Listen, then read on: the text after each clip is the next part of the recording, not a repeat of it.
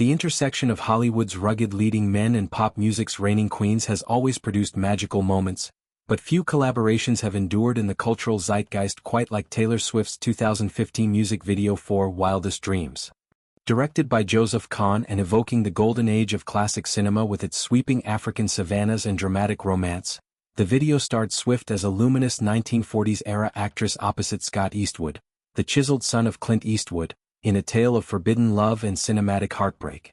Nearly a decade later, Eastwood's casual confession about his involvement in the project has sent shockwaves through the Swiftie community, prompting disbelief, admiration, and a re-evaluation of one of the singer's most beloved visual masterpieces.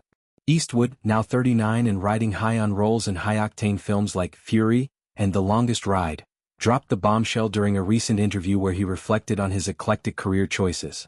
He admitted that when Swift, then 25 and at the peak of her 1989-era dominance, personally reached out to him about playing her on-screen love interest, he was utterly clueless about her superstar status.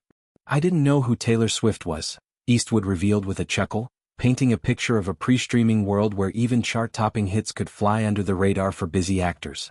This admission alone was enough to floor fans, who couldn't fathom a scenario where Swift's inescapable presence, complete with sold-out stadium tours and Grammy sweeps, escaped someone's notice. But Eastwood didn't stop there. He went on to disclose that the decision to accept the gig was far from unanimous among his inner circle. According to Eastwood, his agents were vehemently opposed to the idea, viewing it as a potential career misstep. "None of my agents wanted me to do it actually," he recounted. "They said, 'Oh, we don't want you to do that. Why would you be Taylor Swift's boy toy?'" The phrase boy toy hung in the air like a relic from a bygone era of Hollywood gatekeeping, where male actors were cautioned against roles that might pigeonhole them as arm candy rather than serious thespians. Undeterred by the naysayers, Eastwood fired back with a defiant, "Why the hell not?" His willingness to embrace the opportunity, sight unseen, speaks volumes about his independent streak, a trait inherited from his legendary father who built a career defying conventional wisdom.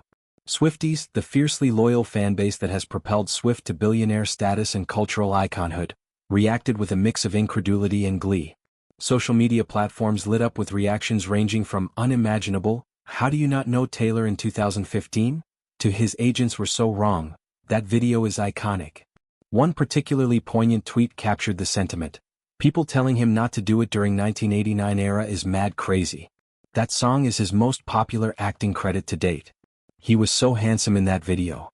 Indeed, Eastwood's portrayal of the brooding safari guide, complete with khaki suits, intense gazes, and a chemistry that crackled across the screen, has cemented his place in Swift lore. Fans praised the video's artistry, calling it one of the best MVs ever, for its lush cinematography, Swift's ethereal gowns, and the poignant narrative of love lost to the cutting room floor. To appreciate the full weight of Eastwood's confession, one must revisit the Wildest Dreams video in its entirety. Released as the fifth single from Swift's genre-redefining 1989 album, the track itself is a synth-pop lament about the lingering ache of a romance that's faded into memory, with lyrics like, "Say you'll remember me standing in a nice dress, staring at the sunset, babe," evoking a hazy nostalgia. The video amplifies this through a meta-story, Swift as a starlet filming a romance on location, only to watch it unravel off-screen.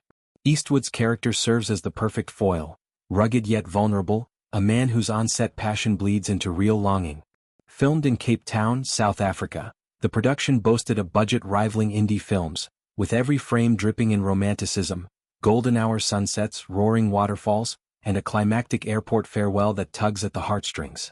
Eastwood's ignorance of Swift at the time adds a layer of serendipity to the collaboration. In 2015, Swift was transitioning from country darling to global pop phenomenon, her 1989 tour breaking records and her personal life splashed across tabloids. Yet Eastwood, immersed in action flicks and family legacies, was operating in a different orbit. His "why not" attitude not only landed him the role but also introduced him to Swift's meticulous creative process. Rumors swirled of on-set chemistry, though both have maintained it was strictly professional. For Swift, casting Eastwood was a stroke of genius. His all-American charm contrasted beautifully with her poised elegance, making their fictional romance believable and bittersweet. The fan reactions underscore why Wildest Dreams remains a touchstone in Swift's discography. Alongside videos like Blank Space, You Belong With Me, and Look What You Made Me Do, It exemplifies her knack for blending high-concept visuals with emotional depth. Swifties dissected Eastwood's words with forensic precision, theorizing that his agent's reluctance stemmed from outdated gender norms in Hollywood, where men fear being upstaged by female powerhouses. He dodged a bullet by ignoring them, one forum post read. That video boosted his visibility without typecasting him.